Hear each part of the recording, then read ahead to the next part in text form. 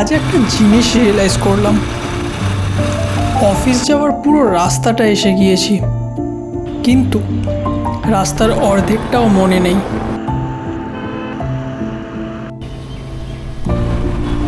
কখন যেন জীবনটা অটো পাইলট মোডে চলে গেল।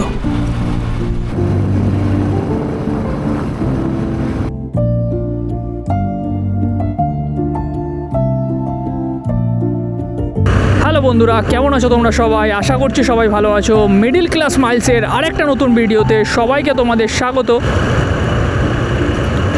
আজকের আমাদের জার্নি হতে চলেছে সল্ট লেক সেক্টর 5, আর এখন আমরা আছি সাউদার্ন বাইপাসে। জাস্ট কিছুক্ষণ আগেই বাড়ি থেকে বেরোলাম। আজকের ভিডিওতে আমরা আমাদের মিডল ক্লাস মাইলসের যে স্টোরিটা আছে সেটাকে বেশিভাবে হাইলাইট করব। তার সাথে সাথে থাকছে রাস্তার সম্পূর্ণ ইনফরমেশন। আর যারা আমাদের সাউথ কলকাতা থেকে সল্ট লেক সেক্টর 5 অবধি যাওয়ার একটা ডিটেল ভিডিও দেখতে চাও, তাদের জন্য আমি অলরেডি দুটো ভিডিও বানিয়ে রেখেছি ডেডিকেটেড, যেটা আই বাটনে আমি লিঙ্ক দিয়ে দেবো। আর ইন কেস যদি তোমরা নিউ ভিডিও চাও অবশ্যই কমেন্ট করে জানিও।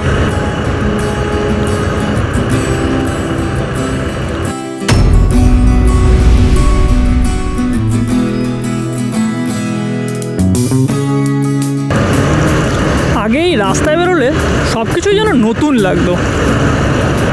এখন কোন জায়গাটায় সব থেকে বেশি জ্যাম হবে, কোন সিগনালে কতক্ষণ দাঁড়াতে হবে, কোন বাস কোথায় থামবে, আর কোন শর্টকাট নিলে তাড়াতাড়ি গন্তব্যে পৌঁছানো যাবে বা ট্রাফিক কম হবে, সব কিছুই যেন মুখস্থ হয়ে গিয়েছে।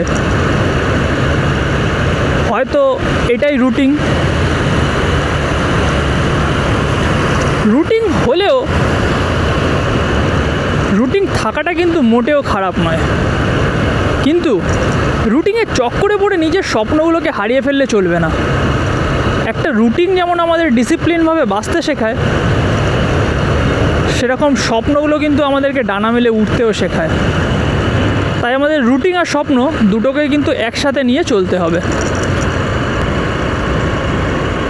আজকের বৃষ্টি কিন্তু সেরকম একটা নেই, তবে আকাশে মেঘের আনাগোনা কিন্তু লেগেই আছে।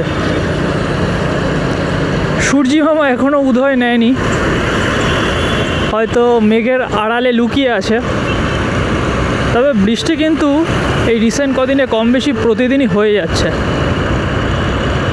এই মুহূর্তে না হলেও বৃষ্টির পর ভেজা কলকাতার হাওয়া কিন্তু গায়ে মাখাতে সকালবেলা একটা অন্যরকমই ফিল আছে বন্ধুরা। সামনেই রুবি হসপিটাল, আর আমরা এখান থেকে দেখতে পাচ্ছি রুবি হসপিটালের আগে কিন্তু একটা বেশ জ্যাম রয়েছে। সিগন্যাল হয়তো জাস্ট নাও খুললেও গ্রিন আছে, বাট রাস্তাঘাটে কিন্তু গাড়ির সংখ্যা প্রচুরই। খানিক আগের কিছুটা রাস্তা আসার সময় বাইকটা একটু আস্তেই চালিয়ে আসছিলাম, আশপাশটা একটু উপলব্ধ করতে করতে। একগুচ্ছ পাখি কত সুন্দর মাথার উপর থেকে ডানা মেলে উড়ে যাচ্ছিল। রাস্তার পাশে চায়ের দোকানে আস্তে আস্তে লোকের সমাবেশ জমে উঠছে। হয়তো তাদের সকালের আড্ডাটা ওখান থেকেই শুরু হবে।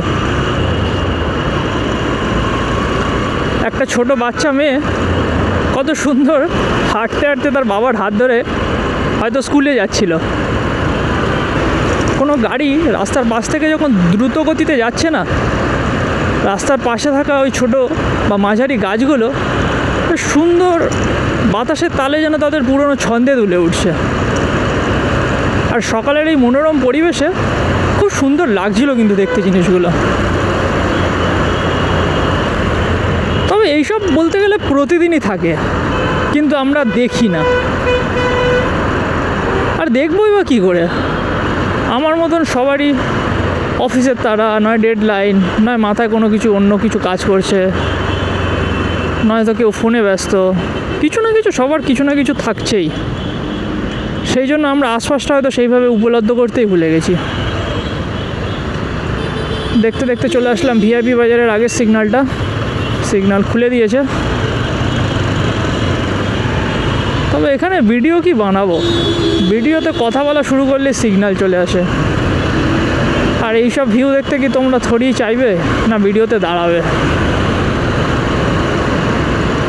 একটা ভিডিও বানাতে কিন্তু অনেক মেহনত লাগে বস। কত কিছু চিন্তা মাথায় করে বেরোই,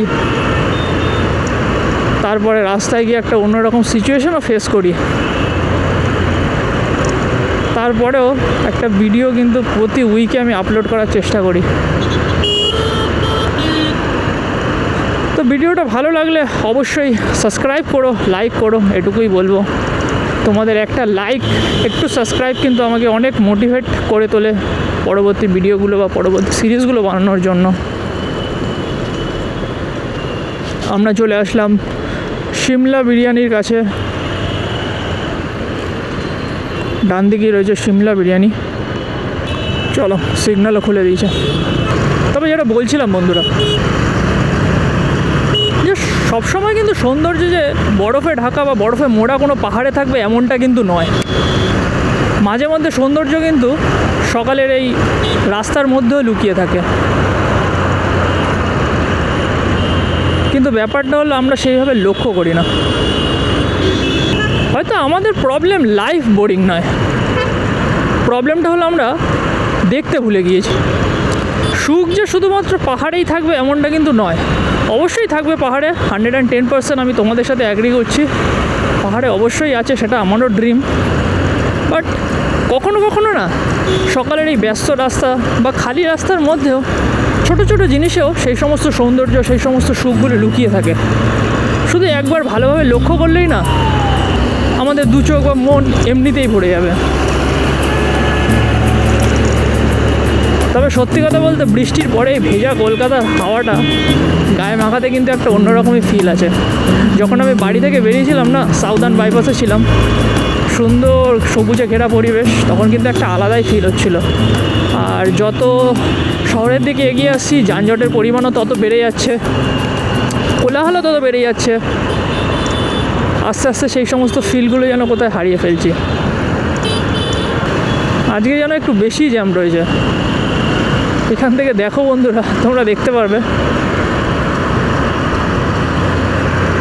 বিভৎস জ্যাম, লম্বা গাড়ির লাইন চলছে। দেখা যাক কতটা যেতে পারি। বাবা, জেসিবি সকাল সকাল, আজকে কিছু কি হয়েছে কি না জানি না। সকাল সকাল জেসিবি, তারপর ওই সিমেন্টের লোড, কী বলে ওগুলো, ঢালাই মেশিনগুলো, এগুলো থাকলে যেন রাস্তা আরও বেশি জ্যাম হয়ে যায়। চলো, জ্যামটা ছেড়ে গিয়েছে। বিদ্যাসাগর সেতু, পার্ক সার্কাস, মা ফ্লাইওভার দিয়ে গেলে আমরা যাব নিচ থেকে উল্টোডাঙ্গা সল্ট লেক এয়ারপোর্ট। সামনেই মাথা উঁচু করে দাঁড়িয়ে আছে দেখো আইটিসি সোনার বেঙ্গল, কলকাতার বুকের আরেকটা সুন্দর ভাস্কর্য বলা যেতে পারে। কলকাতার ঐতিহ্যবাহী কালচারের সঙ্গে ভালোভাবে খাপ খাইয়ে নিয়েছে বিল্ডিংটা বলা যায়। চলে আসলাম সায়েন্স সিটি সিগনালে। চলো, দেখা হচ্ছে সিগন্যালের ওপরে। আমরা চলে এসেছি উইপ্রো মোড়ে, আর কিছুক্ষণের মধ্যে আমরা আমাদের ডেস্টিনেশনে চলে আসব। তবে সত্যি কথা বলতে আমি এখনও পাহাড়ে পৌঁছাইনি, কিন্তু আজকের রাস্তার প্রত্যেকটা মাইল একটু অন্যরকমই লাগলো।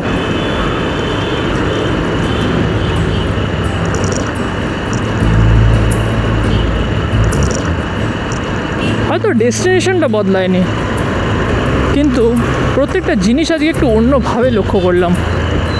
হয়তো আমাদের দৃষ্টিভঙ্গিটা বা দেখার স্টাইলটা একটু বদলিয়েছে। আর হয়তো জার্নিটা এখানেই শুরু।